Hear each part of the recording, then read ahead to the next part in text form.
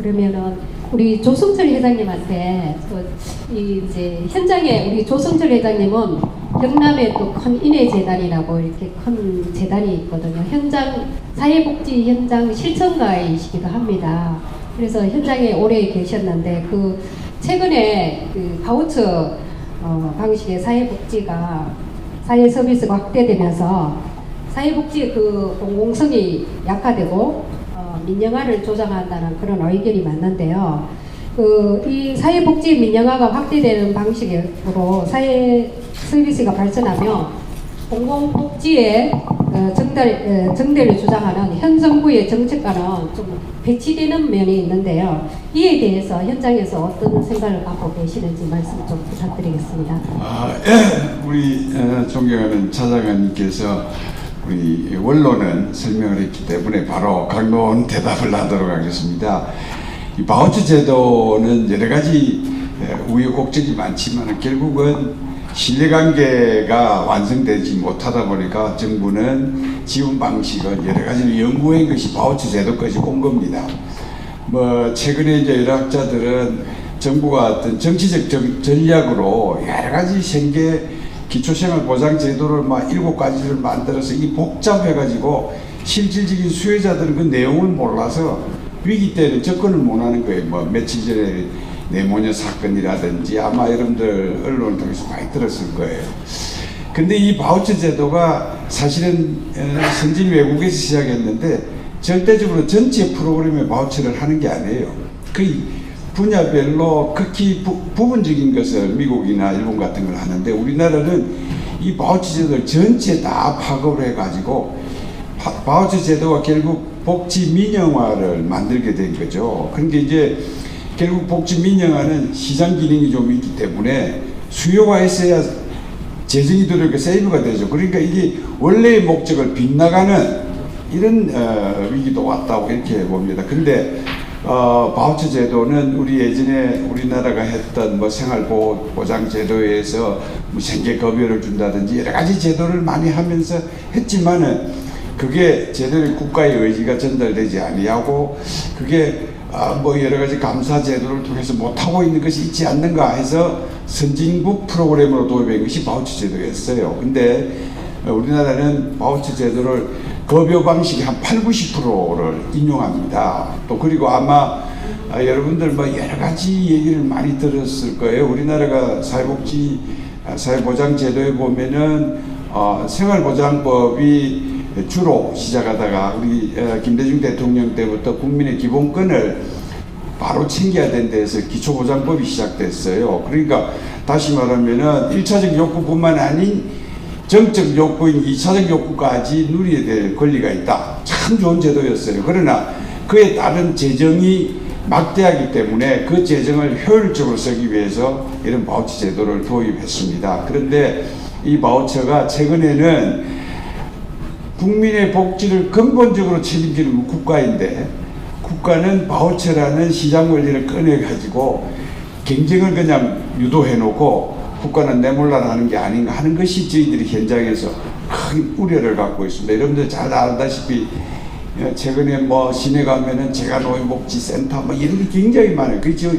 민간기관이에요. 그게 결국 바우처 제도 형식으로 되기 때문에 바우처는 결국 이용자를 많이 확보해야 재정이 세이브되죠. 그러니까 그게 원론을 뛰어넘는 배제하는 그런 이상한 행태가 된다. 물론 이제 앞으로 학자들이 여러 가지 행태로 연구해서 더 현장에 의미 있게 접근하지 아니할까 이렇게 생각하지만은 저는 사회복지 현장 실천가로서 바우처 제도도 장단점이 있고 또 국가가 직접 급여했던 그 시대에 사회복지 기관을 통해 민간 사회복지 기관을 통해서 급여했던 거기 장단점을 지금쯤은 심도 있게 분석해서 참 구제의 결손이 일어나지 않는 아마 여러분들 언론을 통해서 참 참담한 얘기를 많이 듣습니다. 왜냐하면 지금 물자의 풍요 시대에 급식을 못 해서 죽어가는 이런 사실은 우리 사회 제도적으로 하면 크게 더 보완되어야 되지 않는가 이런 생각을 합니다. 바우처 하나만 가지고 깊게 있게 또 얘기할 기회가 있을 다 하면은 앞에의 답과 넘어 현장 얘기가 나와서 듣기가 좀 그거한 것 같아서 다음 또 질문에 이걸 연결해서 하도록 그렇게 하겠습니다. 감사합니다. 조승철 회장님께서 사회복지사 현장에 회장님으로 계실 때 사회복지법을 또 만드셨죠. 거기와 관련된 이제 이야기를 좀 해주시고, 이 사회복지사들이 정말 많은 이 클라이언트를 만나잖아요. 그러다 보면 정작 우리 사회복지사들이 행복하지를 않습니다. 그래서 우리 사회복지사들을 대변해줄 그런 그런 기간도 있지만은 그래도 우리 회장님께서 또 그런 회장님으로 계실 때 그런 노력도 많이 하셨고 해서 우리 사회복지사들이 앞으로 어떤 그 처우 개선이라든지 역할이라든지 뭐 여러 가지 그런 관련해서 말씀 좀 해주십시오. 좀 전에 우리 차장님께서 노인복지관을 자랑했는데 우리나라에 이제 소위 노인복지관, 사회복지관, 장애인복지관 등등이 결국은 커뮤니티 센터입니다. 지역 지원센터거든요. 아마 우리나라가 개발해서 하고 있는 게 독보적입니다. 세계적으로. 왜냐면은 그 속에서 그런 프로그램을 연결하는 전문가들이 이름하여 사회복지사들입니다. 그 사회복지사가요, 주 전문 기능은 사람과 사람과의 연결입니다. 그래서 누구보다도 이 사회복지사들이 행복해야 행복하지 않는 또 다른 자에게 행복을 전이해 주는 건데, 좀 전에 노인복지관의 그 아주 훌륭한 업적을 말씀해 주셔서 그 노인복지관의 주 기능 전문인들이 사회복지사입니다. 그래서 전국에 사회복지사들이 한 100만 명 됩니다. 그러나 현장에 일하는 사람은 공무원들 쳐서 한 25만여 명 되는데, 사회복지사와 같이 똑같은 기능을 하는 이름하여 사회복지 종사자라는 분들이 또 한 100만 명 됩니다. 그분들이 우리 이웃에서 보면요, 그저 저 사람은 선한 사람이니까 하는 것 같지만은 사실은 국가가 그 수행을 못하기 때문에 그분들에게 국가가 국민의 복지를 최고 책임지는 거잖아요. 그죠? 그래서 그분들에게 국민의 복리를 위해서 국가가 부탁을 해서 그분들이 일을 하는 분들이, 그럼 결국은 공익을 수행하는 자들이죠.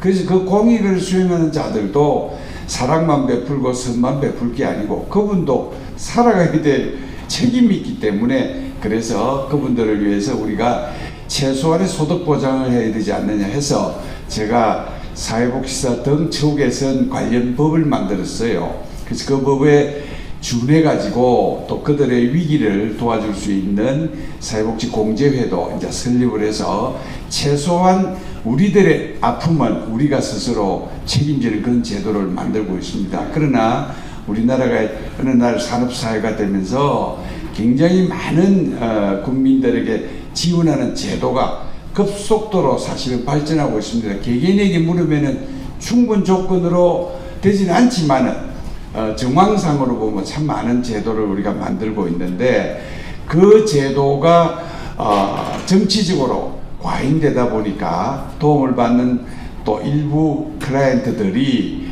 도움을 주는 사회복지사들에게 인권적으로나 혹은 신체적 학대를 할 때가 많아요. 그래서 어느 사회복지 종사자가 우리는 매일 욕만 먹어야 되느냐, 우리는 매일 린치만 당해야 되느냐, 이런 참 아픈 얘기가 많이 나왔습니다. 그래서 최근에는 이들의 문제가 뭐냐 하고 보니까 정말 소득 보장이라든지 이런 것이 삶의 자신을 주지 아니하니까, 옛날에는 이런 말이 있었어요. 사회복지사 2명이 결혼하면요, 결혼해서 아기 낳으면은 생활보호 대상자로 전락한다, 이런 말이 있었습니다. 그러나 최근에는 이제 정부도 많이 애를 써서 급여를 좀 올리자라는 이제 그런 분위기입니다만은, 나는 오늘 우리 플로아에 오신 중장년 어른들과 또 이 아마 인터넷 방송을 보는 우리 젊은 분들에게도 사회복지사라는 직종은 이 시대에 가장 필요한 직종입니다. 그래서 뭐 미국 사회가 아무래도 선진 사회니까 미국에는요, 사람이 있는 곳에는 사회복지사가 다 있답니다. 예를 든다면은 병원 가면은 의료사회복지사가 있고, 공장에 가면 산업사회복지사가 있고, 군대에 가면은 군사회복지사가 있고, 그래서 그게 결국은 사람의 어려움을 중재해주는 직업군이기 때문에 널리 이용하고 있다 이렇게 봅니다. 그래서 여러분들 주변에도 사회복지사로 일을 하는 사람이 아마 많을 겁니다. 그분들에게도 한번 정적으로 지지해 준다면은 큰 힘을 내지 아니할까 이런 생각이 들고요. 제가 앞에 질문에서 바우처 제도를 잠깐 얘기한 게 부족한 게 있어서, 이 바우처 제도는 크게 두 가지지만 아까 잠깐 제가 얘기했습니다만은 국가가 효율을 높이기 위해서 바우처 제도를 도입했는데 전 프로그램을 다 바우처로 하려고 그래요. 그러면 결국 국가의 존재 유무는 국민의 복지를 책임지는 건데 이분들이 자기들이 책임지지 아니하고 민영화 쪽으로 하고 있어요. 여러분들 잘 아시다시피 어린이집이 우리나라가 유사일에 전 세계에 예가 없는 민영화를 하고 있습니다. 그래서 아마 어린이집에 시끄러운 뉴스를 많이 봤죠. 뭐 민영하면 몇 겁니까? 아침에 고등어 1,000원 하는 게 저녁 되면 공짜도 주고 그러잖아요. 그 아동복지 정책을 민영화라니까 그 아동 입소수가 갱년에 절대적인 영향을 미치는 거예요. 그 정원 60명 시설에 애가 30명밖에 안 오면은 갱년이 안 되는 거예요. 이거는 국가가 정책적으로 정말 오류를 범한 겁니다. 이런 거는 우리 국민들이 알아야 참 이게 바로 가지 않겠는가. 그 당시에 일본에서는요, 한국의 아동복지 정책을 포기한 나라가 아닌가 이렇게 비박을 했던 적이 있습니다. 그게 지금 국가적인 재앙인 저출산으로 연결되어 있습니다. 지금 우리나라가 0.97명이죠. 말이 좀 와전됐습니다만은 0.97명이면 인구 절벽입니다. 국가는 희망이 없어요. 2500년인가 2700년은 대한민국은 소위 메이디안 코리아는 없어진대요. 이런 문제가 복지와 다 연결되어 있고 거기에 가장 선도적인 역할을 하는 친구들이 사회복지사들입니다. 그래서 우리 플로어에 계신 여러분들 또 이 방송을 보는 많은 우리 젊은이들이 사회복지사가 이 사회에 가장 인과관계를 형성하는 큰 전문가이니까 이들에 대한 인격적 대우나 위기를 좀 더 관심 있게 해준다면은 이들이 모든 국민들에게 행복을 전달하는 메신저가 되지 않을까 그런 생각합니다. 고맙습니다. 박수를 힘차게 좀 두드려주시죠. 감사합니다. 더 크게 사회복지사 관련된 이제 질문도 마지막으로 드리려고 하는데, 현 정부에서 사회복지사와 관련된 정책이라든지 뭐 관련해서 뭐 못한 말씀이라든지 뭐 하실 말씀 있으면 마지막 멘트로 좀 몇 가지를 말씀해 주시죠.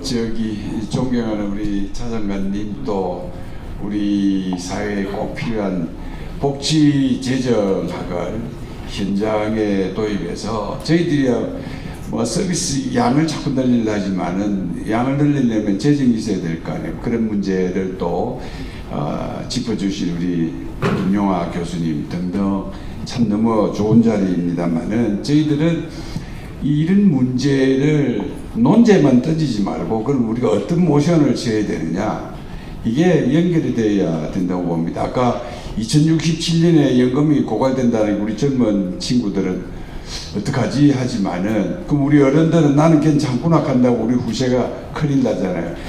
우리 사회가 50대 60년대는 가정이 살아 있었습니다. 그 가정을 연결하는 유일한 매체가 우리 성규탁 교수님이 말씀하는 효의 진리입니다. 또 사회복지의 근간도 효로부터 시작합니다.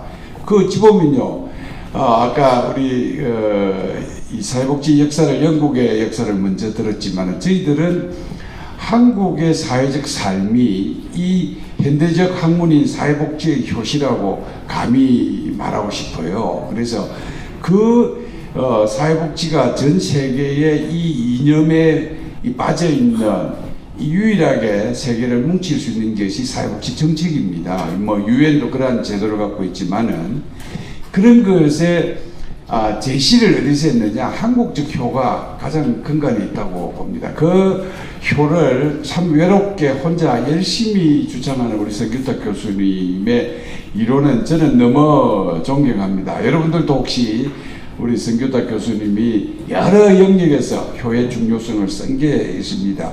그래서 60년대, 70년대에 그 대가족의 기능이 저는 오늘날 대한민국에 이런 부를 창출했다고 봅니다.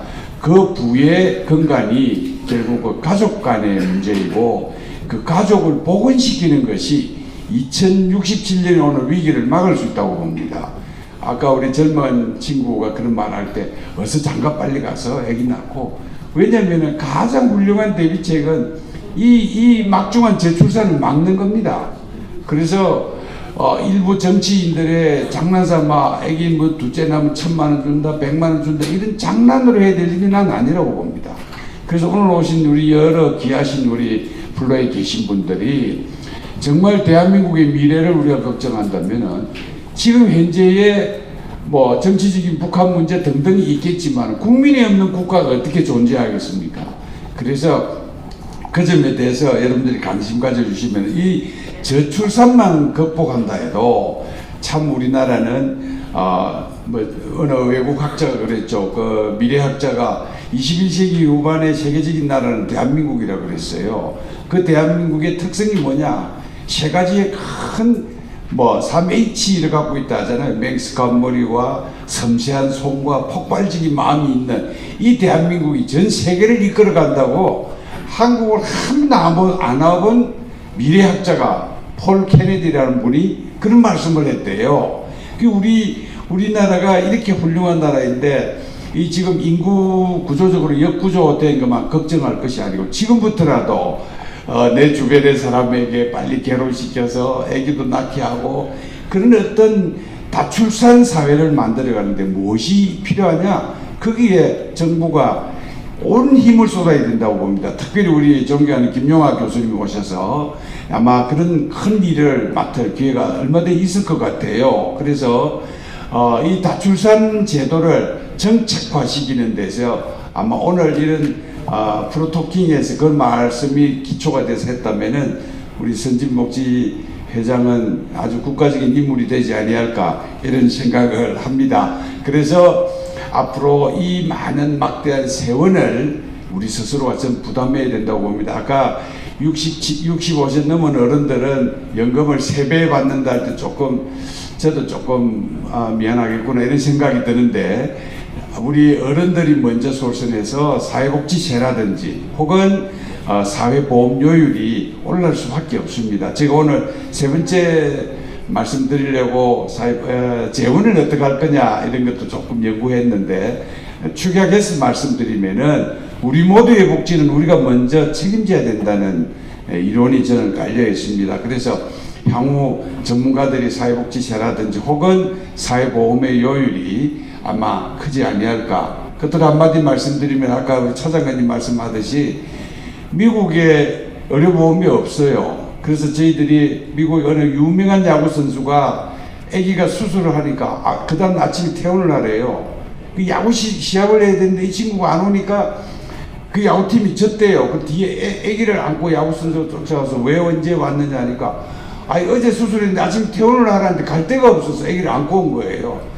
그래서 그때 맥도날드 하우스에서 그 얘기가 나가지고 맥도날드 하우스가 솔선해서 모금을 해서 아픈 아이들을 위한 집을 짓기 시작한 것이 맥도날드 하우스인데 우리나라만 그 집이 없어요. 그런데 최근에 이제 하나 짓습니다. 양산 부산병원에. 근데 입소자가 그렇게 많지 않아요. 그 이유가 뭐냐? 우리나라와 같은 이 훌륭한 의료보험 체계를 갖고 있는 나라가 없어요. 1,400원만 있으면 누구나 입원이 다 된대요. 이 단가를 따져보니까. 그래서 구태여 아픈 아이를 그 집으로 데려올 이유가 없는 그렇게 훌륭한 제도를 갖고 있습니다. 그 제도의 시작점에는 존경하는 우리 차웅 장관님이 계셨어요. 그래서 이런 훌륭한 제도와 철학이 이 시대에 새롭게 채택이 된다면 정말 세계적인 나라가 이 대한민국이 되지 아니할까 그런 생각입니다. 고맙습니다.